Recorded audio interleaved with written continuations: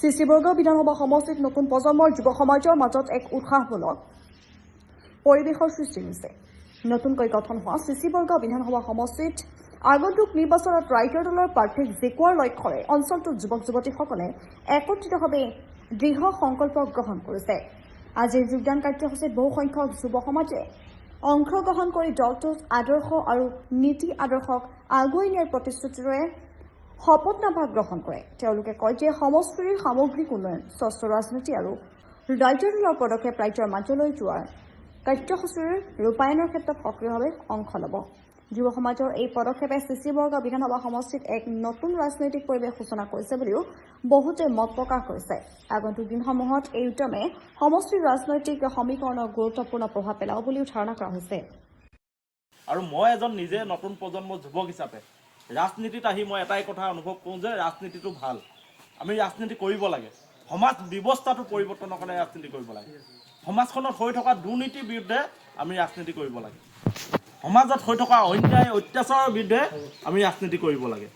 আজি যে এই হিতাধিকাৰী আঁচনি সৃষ্টি কৰি বিজেপি দলে প্ৰতি মুহূৰ্তত আমাৰ মহিলাসকলক ব্লেকমেইলিং কৰি আছে, তাৰ বিৰুদ্ধে আমি ৰাজনীতি কৰিব লাগে।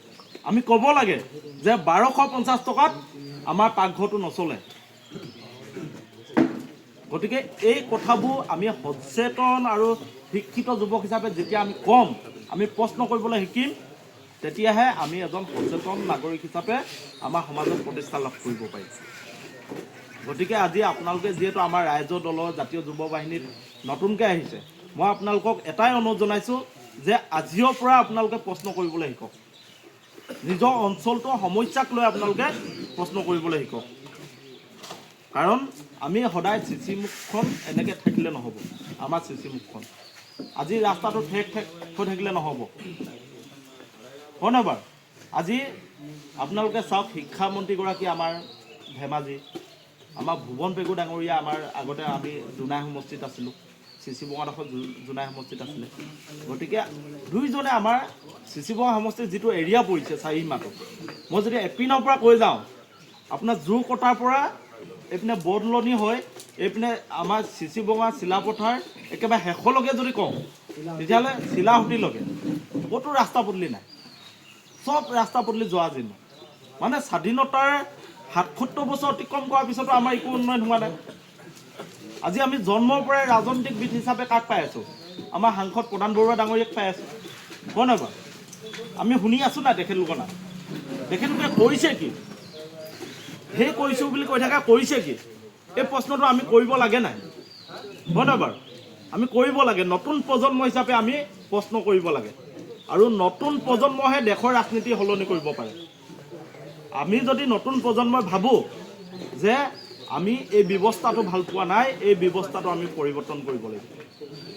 অন্যায় অত্যাচাৰ বহু দল, আমাক ন্যায় লাগে। এই কথাখিনি আমি নতুন প্ৰজন্মই কৰিব লাগিব। গতিকে ৰাইজৰ দল সকলো জাতি জনগোষ্ঠীক লগত লৈ গঠন হৈছে। ৰাইজৰ দলটোক নেতৃত্ব দিছে অখিল গগৈ ডাঙৰীয়াই। আপোনালোকে জানে, অখিল গগৈ ডাঙৰীয়াই সকলো জাতি জনগোষ্ঠীৰ অধিকাৰৰ কথাখিনি কয়। আমি কওঁ সকলো জাতি জনগোষ্ঠীয়ে সমান অধিকাৰ পাওক, সমান মৰ্যাদা পাওক, সম বিকাশ হওক। সেইটো আমি কওঁ। আজি চাওক, ভূমি সমস্যাৰ কথা কোনে কয় বিধানসভাত? অখিল গগৈ ডাঙৰীয়াই। আজি আলি আই লৃগাঙক চৰকাৰী বন্ধ দিব লাগে বুলি কোনে কয়? অখিল গগৈ ডাঙৰীয়াই। আজি বিভিন্ন জাতি জনগোষ্ঠীৰ অধিকাৰৰ কথাখিনি কোনে কয়? অখিল গগৈ ডাঙৰীয়া। তেওঁ কিয় কয়?